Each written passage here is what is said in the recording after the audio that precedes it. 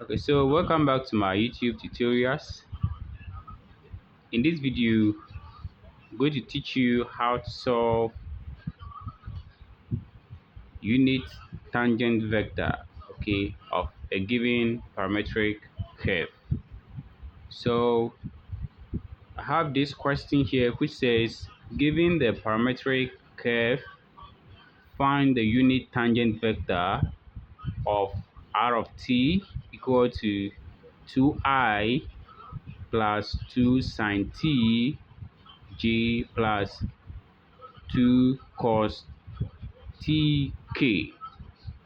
So here our main focus is to get the unit tangent vector. So we have solution. Okay, so we have the question as r of t equal to 2I plus 2 sine tj plus 2 cos tk.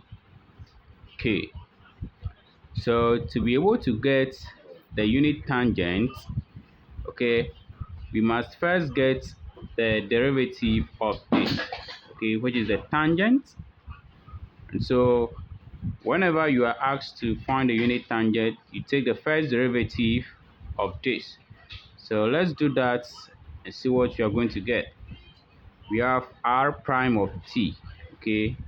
When you differentiate a constant, it goes to 0. So here we have 0I, okay, plus the differential of this, which is sine. When you differentiate sine, you are going to get cos, and that will be 2 cos tg. And then the differential of cos will give you minus. So we have minus 2 sine tk. So this is the what?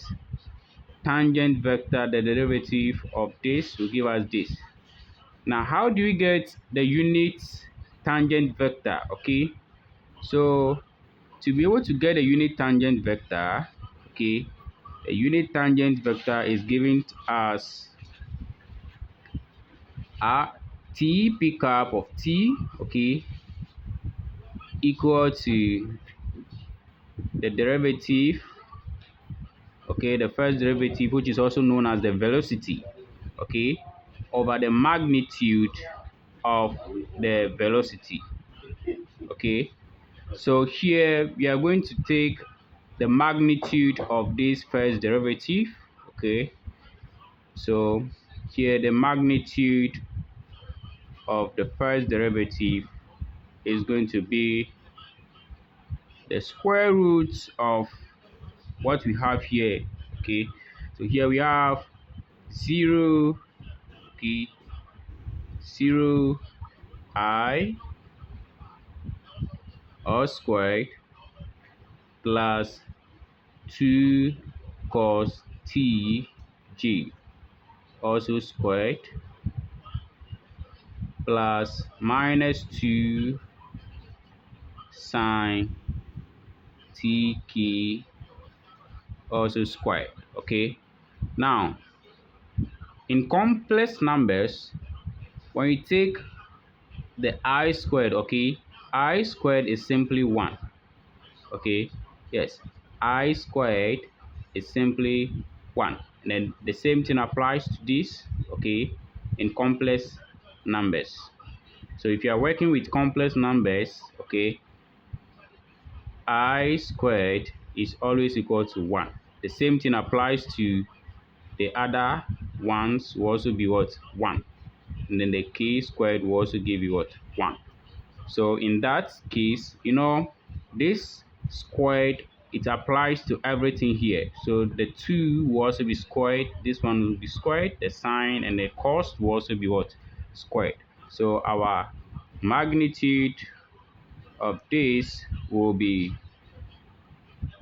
square root 0 squared is still 0, so we leave it. Then we focus on this. So we are going to have 2 squared, okay, multiplying with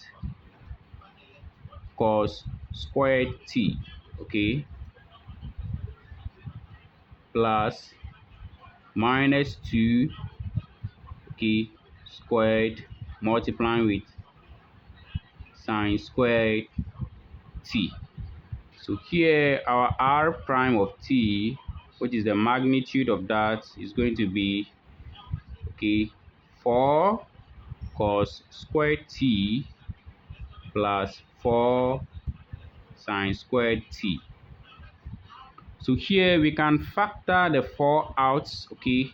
So when you do that, you're going to get the magnitude of r prime of t equal to 4 in parentheses cos squared t plus sine squared t, okay. Now you recall that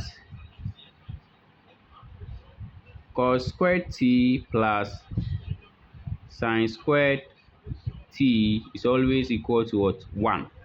So from there we move on to our magnitude r prime of t equal to square root of 4 times 1, which will be equal to what? Square root of what? 4. Okay, square root of 4, it's simply plus or minus 2, but we take the positive aspect, that will be 2 units. We are dealing with what? Magnitude. Okay, so we have the magnitude of r prime of t as 2 units. Okay, now we are looking for the unit tangent vector. So in that case, our t cap of t is equal to the first derivative r prime of t over the magnitude r prime of t. Okay, so this is the what? The tangent vector. The tangent vector. Okay, so we have 0 I plus 2 cos t j minus 2 sine t k, all divided by the magnitude, which is 2. So here our unit tangent vector, okay, is now equal to 0I plus cos t j minus sine t k. Okay, so thank you for watching this video. Subscribe and also like it, and do not forget to hit on the notification bell. Whenever I update my video, you quickly get the prompt. Thank you once again. Goodbye.